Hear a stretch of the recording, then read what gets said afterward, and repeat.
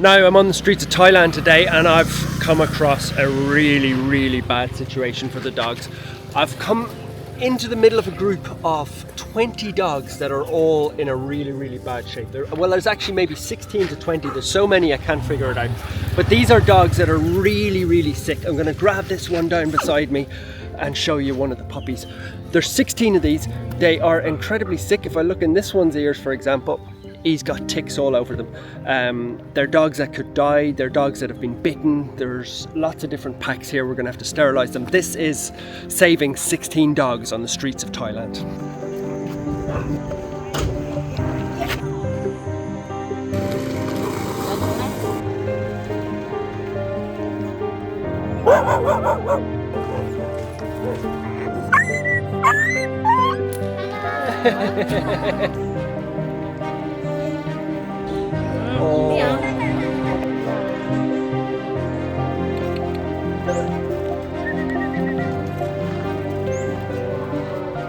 Now, one of the hardest things is the dogs, once they see their friends being treated, they immediately start to hide. So you can see the sweat coming on my brow.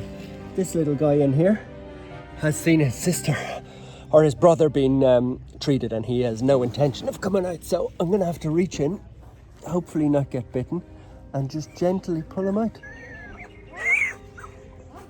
Come on, come on. Don't bite me, I'm here to help, He's coming slowly, come on. There we go. Okay. So things are a little bit crazy here, but I wanted to get this guy first. He's one of the sickest. And if you look in his ears, this is the... Okay. He is crawling with ticks. He's very anemic. You can see... There you go. I've given him to Valeria now. You can see there's madness here. There's 3 or 4 different packs all around here and they're all sort of fighting with each other. So it's very important that's why there's 5 of us here, that we can kind of control the situation. So why that started to get a bit tricky was this is his dad, who is also very sick, but he's kind of protecting him. So it's stressful, but we're going to get it done. We're going to get all the dogs fixed. The most sick ones are getting fixed first and we're working our way through them.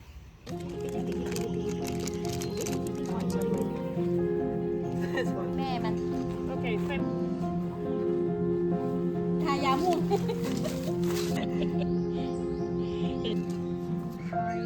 This is body powder.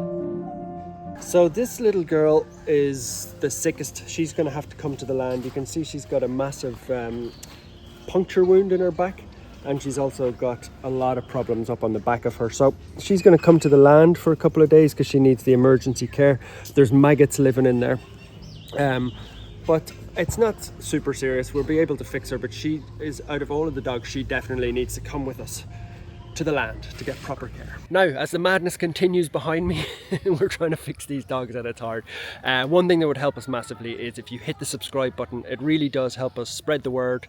It tells more people about the dogs and the work that we're doing here. So a little subscribe, a like, a comment, anything like that would be massively appreciated. Now, how do we keep track of all the dogs that have already been done? Very difficult with 20 dogs. We don't even know how many there are. But you see that blue stuff? It's actually a disinfectant spray, which is not very effective. And we're not using it as a disinfectant, but it's a way to show which dogs have already been done. Because as you can see, there are dogs everywhere. So it's very easy to lose track. Now there are dogs all over the place and you can see that these ones have got ribbons on them, which means they're more or less fine. So they're hiding under the car. I'm going to go back over and see what Sybil's up to because I think she's got a dog that is not doing so well. Most of them are treatable here with small stuff, but Sybil has got a dog down here that is in one of the boxes that we're going to have to take to the vet. I think there's going to be at least 2 or 3 that are going to have to get proper vet care. But if you look at this little puppy who's coming out now, what's wrong with her, Sybil? You hear her breathing? Okay, and she had a running nose, so we don't know what's going on. We have to check for distemper. She's not pale, but her breathing is very hard. So she's obviously a sick dog. You can hear that. I just want to put the... And you see here, you see? Yeah. So that's a dog who is struggling. So what we're doing here is the preventative medicines, which you can just buy in the shop, like Bravecto and things like that. We're not vets, but this dog is going to go now to the vets. She's the first of probably 3, I think, at least. I've seen the ones with the bad ears that are going to have to go to the vet, but we're boxing them up, and then we've got cars here. This is where it gets tough logistically. They've got to be separated, and then we're a little bit worried. We can't take a dog like that to the land because she might have something like parvo or distemper or something that is transmissible. So essentially she needs to go to the vet, quarantine, and see what's up with her. So that's the expensive part. Once you get to the vets and things are wrong, that's when the costs start to ramp up. But we'll get everybody here to a vet if they need the vet.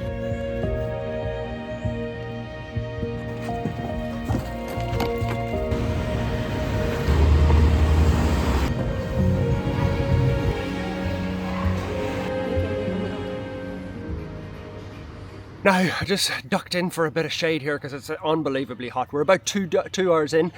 We've got the initial dogs done, which is great. We've also sent 3 dogs to the vet. So 2 with really bad ears, one the puppy who had the breathing difficulties. Hopefully they're going to be okay, but Valeria's gone with them along with Jam, so the Jeep's gone there. Sybil and Jam, so they've gone with another puppy back to the land, the one who got bitten on the back. And we've just discovered another batch up here. So it's all action. Dogs going in different directions. It takes a lot of transport, a lot of logistics, a lot of driving around, a lot of catching dogs. Like even 2 people trying to do this would be impossible. We really needed the 6 or 7 that we have here today. So people is really, really important in a situation like this. People who are comfortable around dogs, and especially the kids. The kids are a massive help. Just showing us the dogs. And the funny thing is, the dogs love the kids. So I'm going to go up this way to another pack of dogs that we've just discovered.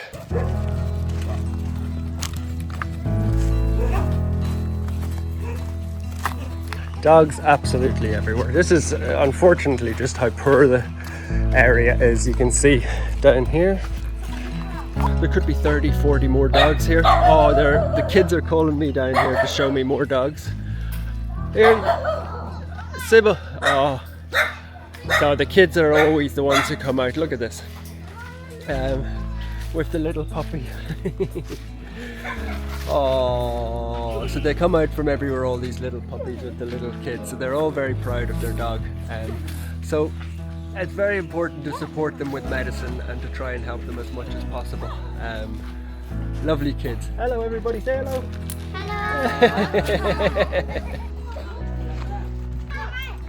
Hello. So we're up here with the kids have led us up to a park with the older dogs, which we would never have found if it wasn't for the kids showing us where to go. We're going to give them some tablets now for their skin. These dogs are in okay condition, I would say. They're well fed, they're well looked after, but the medicines that we're going to give them now will change their lives. And it's a great example. There's just absolute madness in there. There's about 10-15 dogs, 10-15 kids, but it's a great example that if the kids had not shown us where these dogs were, we wouldn't have known. I mean, it really is sort of the middle of nowhere. It's shacks basically. Like you can see, there's dogs behind me everywhere, but this is again a very, very poor area. But thank God for the kids for showing us up here. So we came here originally today to help what I thought was a crazy situation of 10-15 dogs. It now looks like we're up to about, I would say, 40 dogs that are going to need help. Like you can see these 2 older chaps here behind me that are trying to get away from their medicines, but the good news is the kids have got the medicines now and they're off giving it to them. So that's a really good example of the future of helping dogs and how it should be. Hello. Now it's the end of the day. I find it hard to believe that we've helped. I would say we set out with the target of helping 16 to 20 dogs here, and these are the first ones that we started with, but what opened up was a real can of worms here. It was insane. You just don't know how many of these little alleyways and nooks and crannies there are. We thought we'd sterilise 90 to 95% of the island. I still think that, but it just shows you that hotspots can sprout up and you need to get on top of them. So sterilizing these dogs is just absolutely the most important thing that we can do. There's so many to help, but I'm just looking down as I finish the video, and this little one here was one of the first ones I spotted yesterday, and her life has been absolutely changed for the better. She's got her blue markings on her, she's had her medicines, she's lined up for sterilizing, she's lined up for vaccinating, and her life has changed completely. So I hope you enjoyed this video. You can see how we help change so many dogs' lives. And there's the medical team behind me on their way out. Sybil, Jam, took about 5 people to come in here and help us. Actually, it might have been 6, but dogs' lives change forever. I hope you enjoyed this video. If you want to like and subscribe, it would help massively. We're all off for a really well-earned cold drink and maybe a pizza.